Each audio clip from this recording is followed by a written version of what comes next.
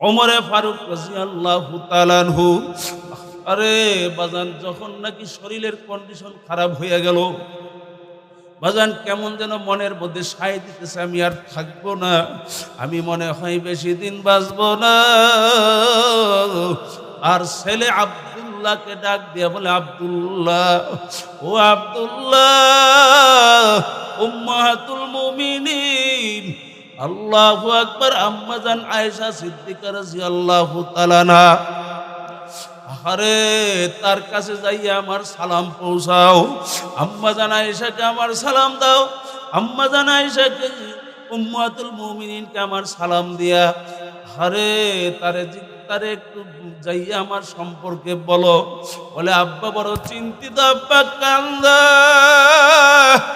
ও আম্মাজান, আমার আব্বা আপনার কাছে পাঠাইছেন, আল্লাহর হাবিবের পাশে একটা কবরের জায়গা, এটা নাকি আপনি আপনার জন্য রেখে দিছেন।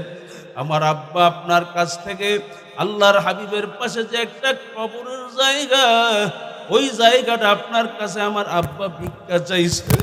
আল্লাহ আল্লাহ, আব্দুল্লাহকে ডাক দিয়ে বলে, আব্দুল্লাহ, আখিরাতের যেই কয়টা ঘাটি,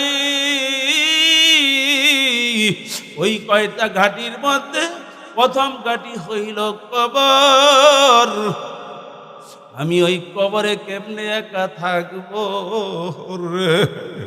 আল্লাহ আল্লাহ, ওই কবরে আমি ওমরের সঙ্গে কি জানি ব্যবহার হয়। ও আব্দুল্লাহ, আম্মাজান উম্মাতুল মুমিনিন আয়েশা সিদ্দিকা রাদিয়াল্লাহু তাআলা আনহা যদি ওই কবরের জায়গাটা আমাকে দিত, আর আমি যদি আল্লাহর হাবিবের পাশে শুইতে পারতাম, আমি আল্লাহর হাবিবের বরকতে ওই কবরের আযাব থেকে মাফ পাইয়া যাইতাম। এ আল্লাহর বান্দারা, কবরের যাত্রীরা, তাদের মধ্যে কি চিন্তা, কি পরিমাণ কবরের ভয়। বাজান, তোমার আমার ভিতরে কবরের কোনো চিন্তাই দেখা যায় না। আমরা যে একদিন এই দুনিয়ার মধ্যে ছিলাম না, আজকে আসি, আবার একদিন থাকবো না। বাজার আমাদের চলাফেরাই কিন্তু তা বুঝার যায় না। কি জোরে বলেন, কথা ঠিক কিনা? আমাদের কথাবার্তা, আমাদের চাল চালনি, অবস্থান বোঝা যায় না। আব্দুল্লাহ ওমর রাদিয়াল্লাহু তাআলা আনহু বাজান তার ছেলেকে যখন বলার পরে আব্দুল্লাহ দৌড়ে যাইয়া উম্মাতুল মুমিনিন, আমিরুল মুমিনিন, উম্মাতুল মুমিনিন আম্মাজান আয়েশা সিদ্দিকা রাদিয়াল্লাহু তাআলা আনহার কাছে যে ওমর ফারুক রাদিয়াল্লাহু তাআলা আনহু সালাম পৌঁছাইয়া দিল। বাজান সালাম পৌঁছাইয়া দিয়া ডাক দিয়া বলে, আম্মাজান, আব্বা আপনার কাছে আল্লাহর হাবিবের পাশের কবরের জায়গাটুকু আপনার কাছে ভিক্ষা চাইছে। উম্মাতুল মুমিনিন ডাক দিয়া বলে, যাও খলিফাতুল মুসলিমিনকে যাইয়া বলো, উম্মাতুল মুমিনিন আয়েশা আল্লাহর হাবিবের পাশের জায়গা, কবরের জায়গাটা হারে তার নিজের জন্য রাখা, এটা তোমার জন্য আম্মাজান আয়েশা হাদিয়া দিয়া দিছে। আর আম্মাজান আয়েশা বলছে, আল্লাহু আকবার, আর আয়েশা বলছে, এই কবরের জায়গাটা ওমরের জন্যই মানায়, আর কারো জন্য মানায় না। এ আল্লাহর বান্দারা, পর্দা আমার মা বোনেরা, কোন দুনিয়ার পিছনে পড়ছ, একটু চক্ষু দুইটা বন্ধ কইরা দেখো দুনিয়াটা কেমন অন্ধকার। এর যে বেশি অন্ধকার তোমার আমার কবরের মধ্যে অপেক্ষা করতেছে। বাজান, ওই কবরে সাথী নাই, বাতি নাই, আত্মীয় নাই, স্বজন নাই, বিছানা নাই, বালিশ নাই। আরে ওই কবরে কেমনে একা থাকবো রে? হাসরের ময়দান যেদিন আল্লাহ কায়েম করবে, ওই দিন আল্লাহ ডাক দেবেন, আইনা উলুল আলবাব, হে জ্ঞানীরা তোমরা কোথায়? জ্ঞানীরা তোমরা কোথায়? আসো। এখন বাজান জ্ঞানী কারা? আল্লাহ রাব্বুল আলামিন জ্ঞানীর পরিচয় দান করছেন কোরআনুল কারীমের ভিতরে। বাজান ইঞ্জিনিয়ার জ্ঞানী না, ডাক্তার জ্ঞানী না, ব্যারিস্টার কিন্তু জ্ঞানী না। বাজান বংশ ভালো হলে সে কিন্তু জ্ঞানী হয় না, ক্ষমতা অর্জন করলে সে জ্ঞানী হয় না, কোটি কোটি টাকার সম্পদের মালিক হইলে সে জ্ঞানী হয় না। বাজান জ্ঞানী আল্লাহ রাব্বুল আলামিন কাদেরকে বলছেন?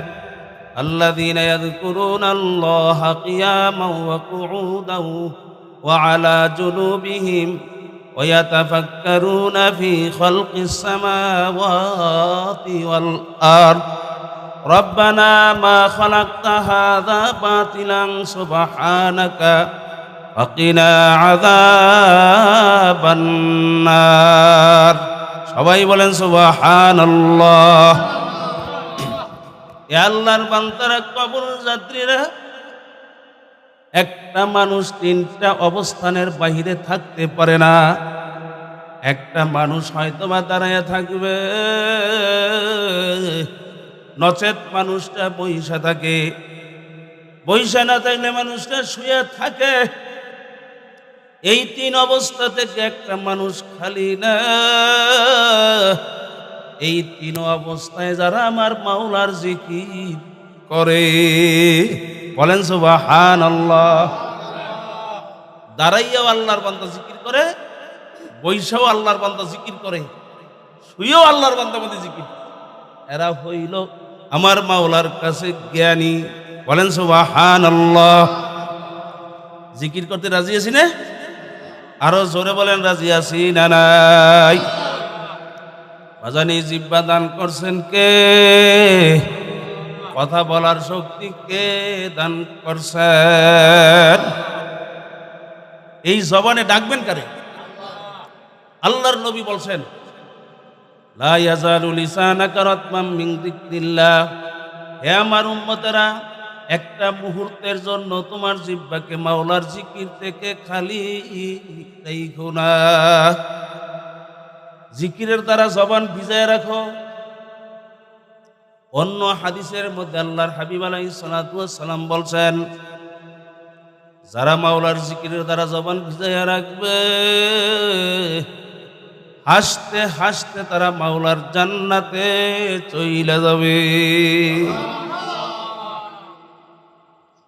কিছু মানুষের বদ অভ্যাস দেখবে সমাজের ভিতরে, ও চায়ের দোকানের ভিতরে বেশিরভাগ বইসা বইসা আজাইরা বাজাইরা গল্প, এই অমুক বাড়ির খবর, অমুক আল্লাহর বান্দার গীবত শেখায়েত, বিভিন্ন রাস্তাঘাটে বসে আলোচনা হয়।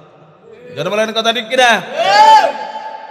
এই যে এই জিহ্বা দান করছেন মাওলার জিকিরের জন্য, আর এই জিহ্বা দিয়ে মাওলার জিকির নাই, বেহুদা আজাইরা বাজাইরা গল্প, ওই ছাগলের মতো বেরবের ফেরবের ফেরবের ফেরবের ফেটফেট ফেটফেট ফেটফেট করতেই। যারা বলেন কথা ঠিক কিনা? এ আল্লাহর বান্দা, তুমি চিন্তা করে দেখো নাই কোনদিন যে আল্লাহ তো আমাকে কত সুন্দর জিহ্বা দান করছেন, কথা বলতে পারে, কিন্তু বহুত বোবা মানুষ সমাজের ভিতরে, তারা কথা বলতে পারে না। আল্লাহ ইচ্ছা করলে তো তার মতো বোবা কইরা তো আমাকেও তৈরি করতে পারত। যারা বলেন পারতো না? পারতো না?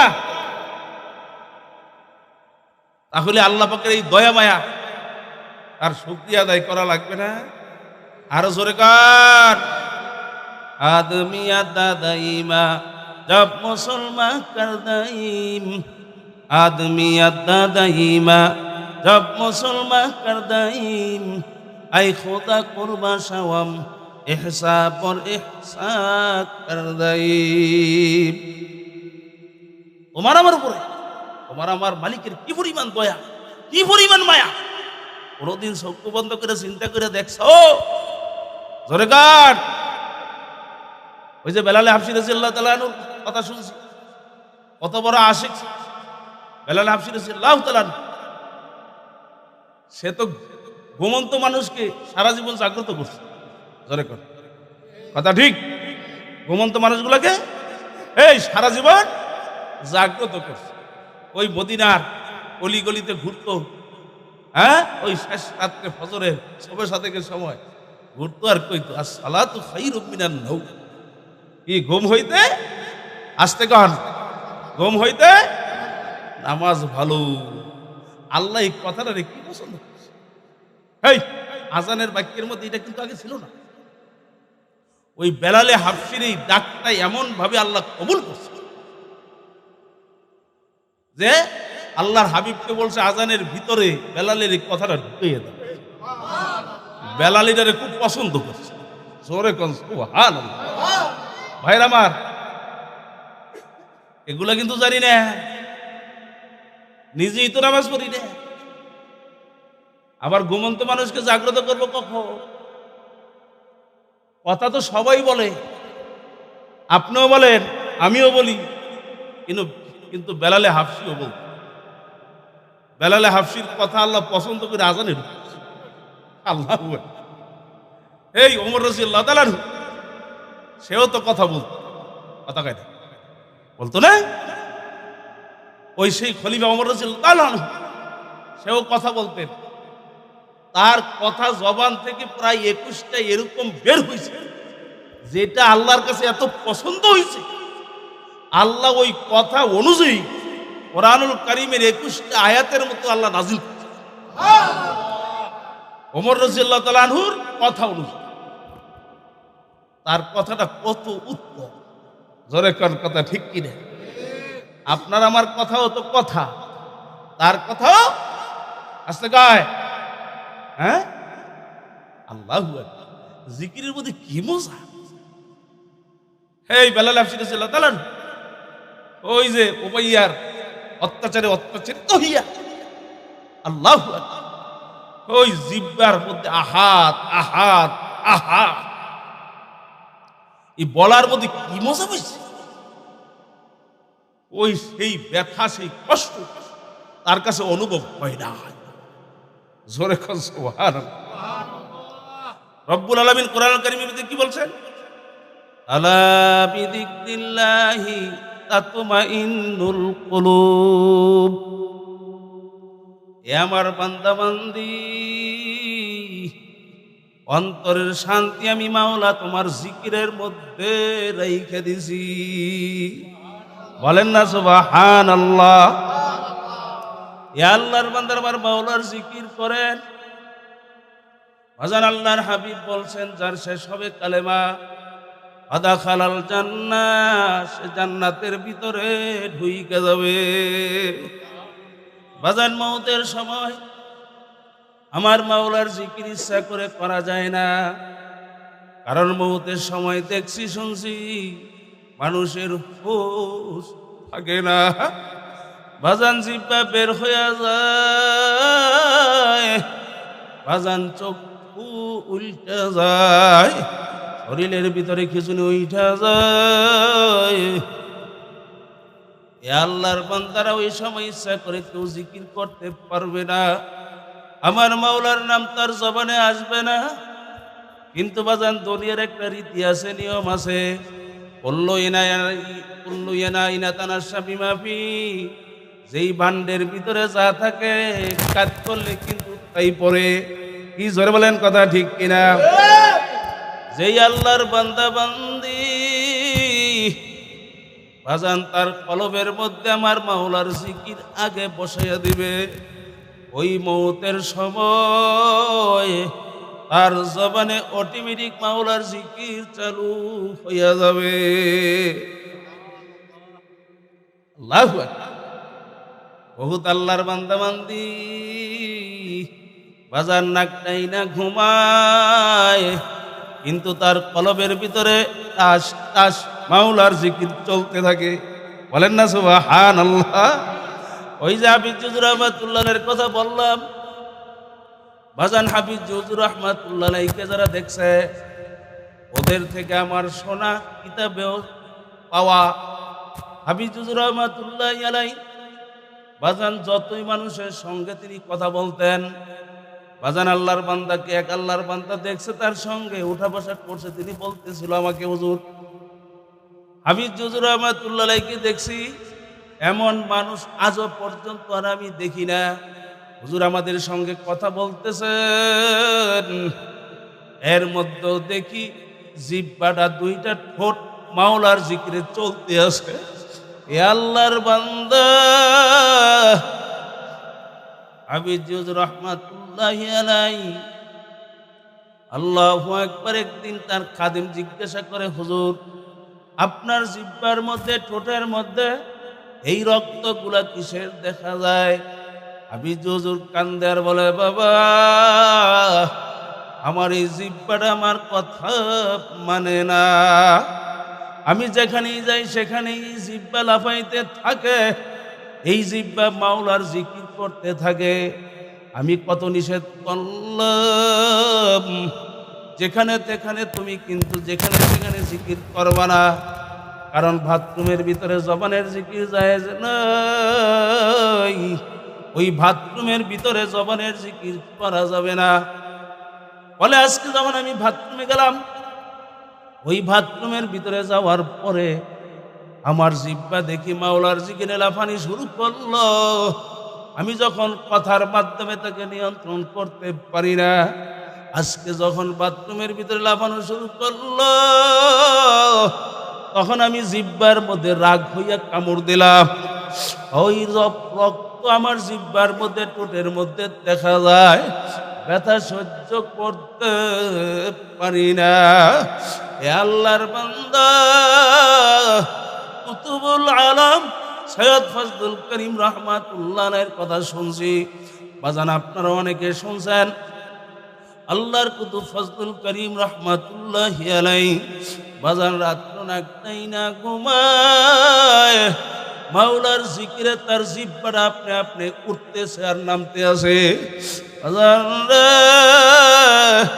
এই কথা বলাও সহজ, শোনাও কিন্তু সহজ, কিন্তু বাজান অবস্থান তৈরি করা বড় কঠিন। কি জোরে বলেন কথা ঠিক কিনা? বাজান চক্ষু দুইটা বন্ধ কইরা মাথাটা নিচের দিকে ঝুঁকাইয়া মনের সঙ্গে একটু বোঝাপড়া করেন, মন কোন দুনিয়া দুনিয়া, কোন দুনিয়া দুনিয়া যাব। এই দুনিয়া তো থাকার জায়গা না, কেউ কিন্তু থাকতে পারে নাই, আমিও তো থাকতে পারবো না। যেই দুনিয়ার পিছনে জীবন শেষ করলাম, এই দুনিয়া তোমাকে আমাকে একদিন লাথি মাইরা কবরে ফলাইয়া দিবে। আল্লাহ, ওই কবরে সাথী নাই, বাতি নেই, আত্মীয় নাই, স্বজন নাই, বিছানা নাই, বালিশ নাই। ওই কবরে হাজার হাজার বছর কেমনে একা থাকবো রে? আল্লাহ আল্লাহ। বাজার যদি বাঁচতে চাও, মরার আগে বইরা যাও। মাঝে মধ্যে একটু নির্জনে বইসা আল্লাহু আকবার চক্ষু দুইটা বন্ধ কইরা মাঝে মধ্যে একটু মৌতের মোরাকাবা করো। আল্লাহ আল্লাহ। বাজান ইমাম আবু হানিফা রহমাতুল্লাহি আলাইহি বাজান তার কথা শুনছি। ইমামুল আযম আবু হানিফা রহমাতুল্লাহি আলাইহি বাজান কত বড় আলেম, কত বড় বুজুর্গ, যাকে উপাধি দিছে হাকিমুল উম্মত, উম্মতের ডাক্তার। বাজান কত বড় আলেম ইমামুল আজম আবু হানিফা রহমাতুল্লাহি আলাইহি। একদিন তাহাজ্জুদের নামাজে দাঁড় হয়ে গেল। বাজান তাহাজ্জুদের নামাজ পড়ে আল্লাহ সূরা ইয়াসিন শরীফ তেলাওয়াত শুরু করছে। বাজান ইয়াসিন শরীফ তেলাওয়াত করে সূরা ইয়াসিন যখন ওই কোরআনুল কারীমের ওই আয়াত পর্যন্ত পৌঁছলো, আমতাজুল ইয়াউমা আইয়ুহাল মুজরিমুন, বাজান আমার মালিক যেদিন ঘোষণা করবেন ওই হাসরের ময়দানে, এ গুনাহগারের দলেরা, এ মুজরিমের দলেরা, কে কোথায় আছো? তোমরা আমার বান্দা বান্দীদের থেকে পৃথক হইয়া যাও। আল্লাহ বাজানি আয়াতের অর্থের দিকে যখন তার খেয়াল ঢুকলো, আল্লাহু আকবার, কত বড় ইমাম, ইমাম আবু হানিফা রহমাতুল্লাহ আলাইহি। আল্লাহ 40 বছর পর্যন্ত এশারের ওযু দিয়ে ফজরের নামাজ আদায় করছে। বাজান তার মানে কি তিনি ঘুমায়, তার ওযু যায় নাই? আসলে কিন্তু বাজান তা না, তিনি 40 বছর পর্যন্ত বিছানায় পিঠ লাগায় নাই। আল্লাহ আল্লাহ, এ দুনিয়াদার পাগল, তুমি আর আমি কয়দিনেই চিন্তা করছি বাজান। ইমামুল আজম আবু হানিফা রাহমাতুল্লাহ আলাইহি বাজান ফুপায়া ফুপায়া কান্দে আর বারবার ঘুরাইয়া ঘুরাইয়া ওই আয়াত তেলাওয়াত করে, ওয়ামতাজুল ইয়াউমা আইয়ুহাল মুজরিমুন, ওয়ামতাজুল ইয়াউমা আইয়ুহাল মুজরিমুন। আল্লাহ আমার মালিক যখন ঘোষণা করবেন, এ গুনাহগারের দলেরা, ওরা আজকে আমার বান্দা বান্দীদের থেকে পৃথক হইয়া যা। ওই দিন যদি আবু হানিফা ওই গুনাহগারদের কাতারে পইরা যাই, আমার আবু হানিফার কি উপায় হবে? আমি ওই কবরের আযাব কেমনে সহ্য করব? আমি ওই জাহান্নামের আযাব কেমনে সহ্য করব? ওই ভয় এমন ভাবে ভিতরে ঢুকে গেল বাজান, সবে সাথে খুঁজে যায়। আল্লাহু আকবার, 2 রাকাত নামাজ সারা রাত্রে পড়ল, কানতে কানতে কানতে কানতে রুকু সেজদা পর্যন্ত করার কোনো খবর নাই। বান্দারা আল্লাহু আকবার, 99 বার স্বপ্ন যোগে মালিকের সঙ্গে সাক্ষাৎ হওয়া মানুষটা সারাটা জীবন আমার মাওলার রাস্তায় কাটাইয়া দিল বাজান, তারপরও মন মানে না। ওই তাহাজ্জুদের নামাজের ভিতরে ফোফাইয়া কান্দে। আল্লাহ আল্লাহ, বাজান মনের মধ্যে একটু আফসোস জোগাও। আল্লাহ তুমি আর আমি কি হইলাম বাবা, কোন দুনিয়ার পাগল হইলাম? ওই কবরের চিন্তা তোমার আমার মধ্যে নাই। খোদা না কাজটা যদি আমার মাওলাকে হারায়া ওই মৌতির বিছানায় পাসার খাইয়া পড়া, স্বপ্নের মতো দেখতে পারবা যে সালামের মাথাটা আসমানে পইরা রইছে, তার জমিনে পইরা গেছে। আল্লাহ তামাম দুনিয়াময় তার শরীর, আজরাইলের এক একটা চোখ বড় বড় নীল দিঘির মতো হইয়া যাইবে। আজরাইলের তামাম শরীরের মধ্যে কালো কালো পশম, প্রত্যেকটা পশমের গোড়া দিয়ে আগুনের সিল্কি বের হইতে আসা। এই অবস্থা নাফরমান দেখা, নাফরমানের রুহটা 360টা মাকামের মধ্যে, 360টা জোড়ার মধ্যে বাজান পালানের জন্য লাফালাফি পালাপালি শুরু করবে। আযা সালাতু ওয়াস সালাম ধমক দিয়া বলবে, খবিস 40, 50, 60, 70, 80 বছর হায়াত পাইলি, আহারে আমার মাওলার হুকুম মানো নাই। আজকে আমার মাওলার হুকুম হয়ে গেছে তোকে ধইরা নেবার জন্য। আল্লাহ আল্লাহ, বাজান বাজান কিতাবের মধ্যে লেখছে, হারে রুহুটা যাইয়া ভয়তে বাম পায়ের বুড়া আঙ্গুলের মধ্যে যাইয়া পালাইয়া যাইবে। আযা সালাতু ওয়াস সালামের গজবের শরীরটা, আল্লাহু আকবার আল্লাহু আকবার, এই বাম পায়ের বুড়া আঙ্গুল থেকে এমন ভাবে পারানো শুরু করবে বাজান, পারাইতে পারাইতে ওই রুহুটাকে বুকের ভিতরে নিয়ে আসবে, আর তো বুকে পারা দিবে না।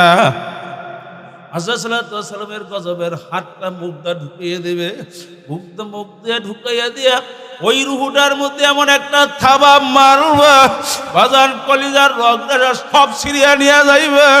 আল্লাহ আল্লাহ আপনি আমাদেরকে মাফ করে দিয়ে বাজান, কত নাফরমানের মওতের খবর শোনা যায়।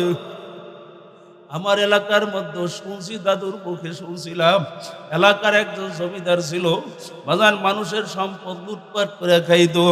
এই নাফরমানের যখন আল্লাহু আকবার মরণের সময় গড়গড়া শুরু হয়ে গেল, নাফরমান নাকি এরকম ষাঁড় গরুর মতো বাজান চিল্লায়, এমন তার বিকট আওয়াজ বাজান এলাকার মানুষ ভয়তে বাড়িঘর পর্যন্ত ছাইরা দিল। আল্লাহ কিছু সময়ের পরে আইসা দেখে নাফরমান চিল্লা পাল্লা করে না, নাফরমান বিছানায় সোজা হইয়া পইরা রয়েছে। কিন্তু আশ্চর্য, মানুষ তাকাইয়া দেখে আল্লাহু আকবার, দাঁতের যে চাপা, উপরের চাপাটা উঠতে উঠতে কপালের মধ্যে লাইগা রইছে। বাজারে নিচের চাপা নামতে নামতে বুকের মধ্যে পইরা গেছে। আল্লাহ, মাঝখান দিয়া জিব্বাটা পইরা। আল্লাহ, মানুষ ভয়তে অস্থির, তার কাছেও কেউ যায় না, কেউ গোসল করাইবে রাজিও হয় না। আল্লাহ আল্লাহ বাজান, পরবর্তীতে সন্ধ্যা হয়ে যায়। এক পর্যায়ে মানুষজন যুবকেরা একত্রিত হইয়া তারে গোসল করাইল, কিন্তু ওই চাপা আর মিলাইতে পারে না। যারা গোসল করাইছে তারা, তাদের মধ্যে অনেকে এখনো দুনিয়ার মধ্যে আমার এলাকায় বাইচা আছে। বলে হুজুর এক পর্যায়ে দেখি নাফরমান পায়খানা কইরা বইরা রাখছে। আল্লাহ আল্লাহ, আপনি আমাদেরকে মাফ করিয়া দিয়েন। বাজান, মরণ তো হয় নাই, তোমার আমার মরণ কোন অবস্থায় হবে কারো কিন্তু জানা নাই। বাজান রে গোসল করাইয়া 3টা কাপড় দিয়া প্যাকেট বানাইয়া, আল্লাহ 3টা বান্দের আসামি বানাইয়া, জানাজান নামাজ পড়াইয়া দিয়া বাজান ওই কবরের মধ্যে নিয়ে শোয়াইয়া রাইখে আসবে। বাজান, কেউ তো আর কোনোদিন খবর নিবে না। আল্লাহ, কোন সময় কত মানুষ বাজান, আল্লাহু আকবার আল্লাহু আকবার, কত আল্লাহর বান্দার আদরের বাচ্চা এতিম বানায়া কবরে গেল। তুমি আর আমি কোন দিন জানি আদরের বাচ্চা এতিম বানাইয়া কবরে যাই। আরে কত মায়েরা দুধের বাচ্চা পর্যন্ত এতিম বানাইয়া কবরে ঘুমিয়ে রয়েছে। বাজার এক মুজাহিদের থেকে শুনছিলাম, ও তার 2-2.5 বছর একটা মেয়ে বাচ্চা, আল্লাহর বান্দি মারা যাওয়ার পরে বাজার ওই মরা লাশের উপরে যাইয়া এমন ভাবে গলায় ধরছে আর বলে, মা গো, আমাকে দুধ দাও, আমি দুধ খাবো। আল্লাহ আল্লাহ, মরা লাশ যখন কথা বলে না, আল্লাহু আকবার, এক পর্যায়ে মরা লাশের গালের মধ্যে এই দুধের বাচ্চা 2 গালের মধ্যে থাপড়ায় আর ফুফায়া ফুফায়া কান্দে, আর কানের কাছে যায় বলে, আম্মু,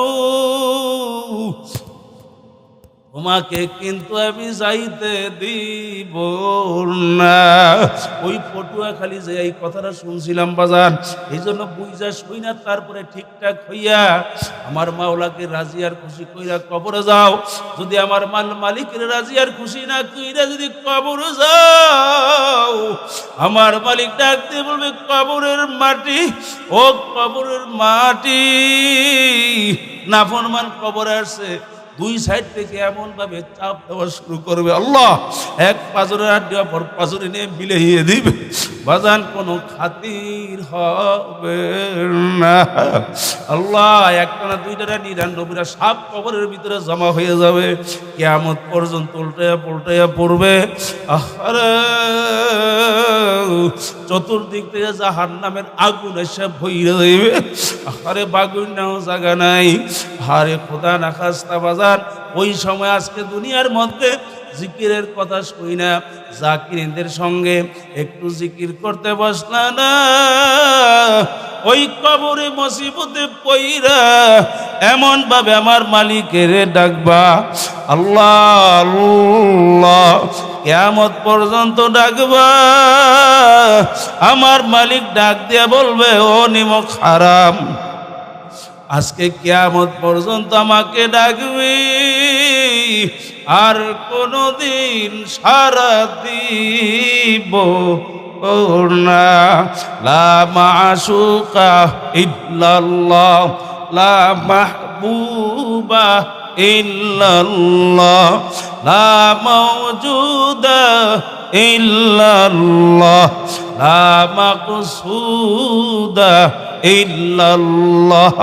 বাজান, ছেলে নাই, মেয়ে নাই, আত্মীয় নাই, স্বজন নাই, এমনকি আমি নিজেও নাই, ক্ষমতা নাই, আমি নিজেও নাই, আল্লাহ বাদে কেহ মাবুদ নাই।